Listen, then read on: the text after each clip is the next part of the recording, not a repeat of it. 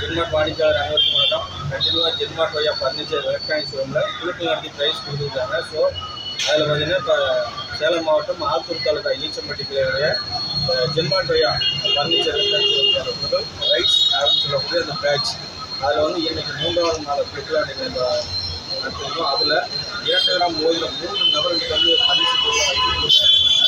அதில் ஒரு நபர் சிலையில் 6500 3 மாதம் சரியாக பணம் கட்டிருக்காங்க. ஸோ அனிதா பெருமாள் பார்த்தீங்கன்னா அம்மம்பாளையத்தில் இருக்காங்க. அவங்களுக்கு இந்த 2 கிராம் ரேட்டு வந்து ப்ரைஸாக கிடைச்சிது. கஸ்டமர்கிட்ட நேரடியாக கொடுக்க வந்துடுவோம்.